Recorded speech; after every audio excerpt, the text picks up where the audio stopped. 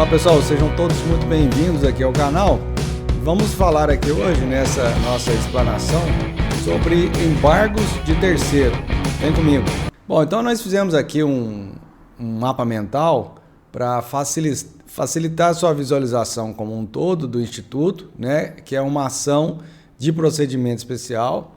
Ela está prevista lá no Código de Processo Civil, no artigo 674 até o 681.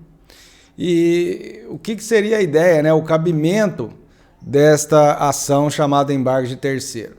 Ela vai existir exatamente para proteger quando uma pessoa que não seja parte no processo, conforme prevê o artigo 674, ela tendo posse ou propriedade sobre algum bem, e este bem, porventura, foi alvo de alguma constrição judicial.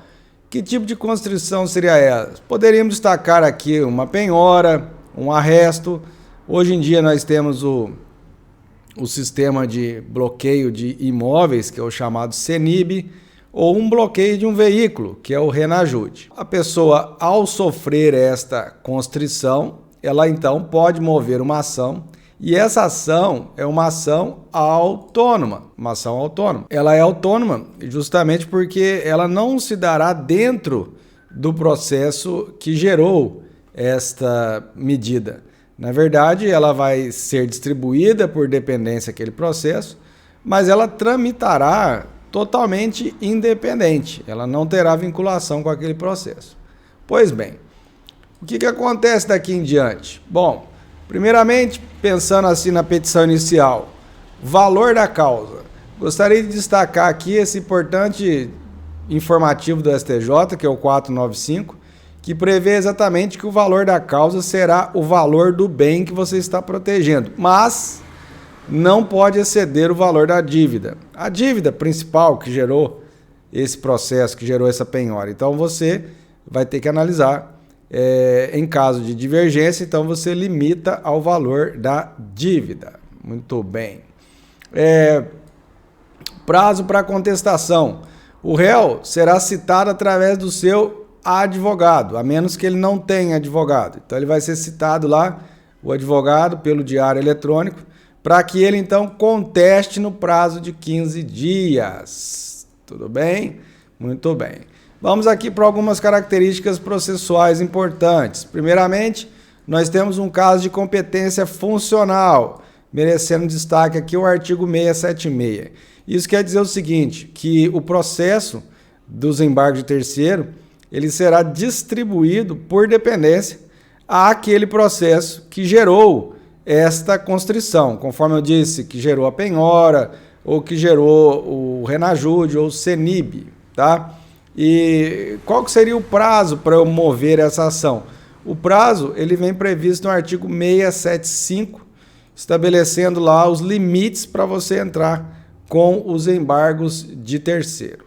Que eu volto a dizer, lembrando, são uma ação autônoma e que vem então acessória àquela principal, destacada então a sua natureza jurídica. Gostaria de destacar aqui um exemplo muito comum que nós temos, que é a promessa de compra e venda, inclusive protegida lá pela súmula 84 do STJ.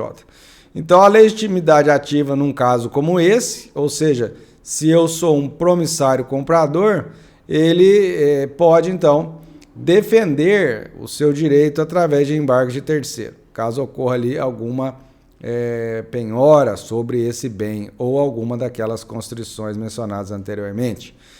Por sua vez, o legitimado passivo é aquele a quem a constrição aproveita.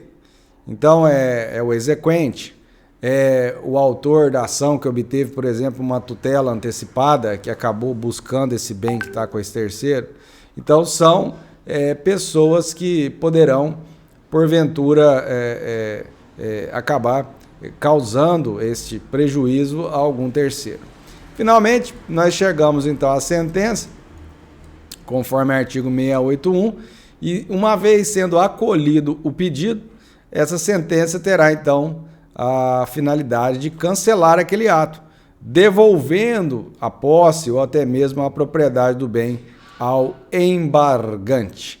tá bem? Espero que tenham gostado desse esquema aqui, Mind Mapping, e em breve nós viremos com mais informações também de processo civil.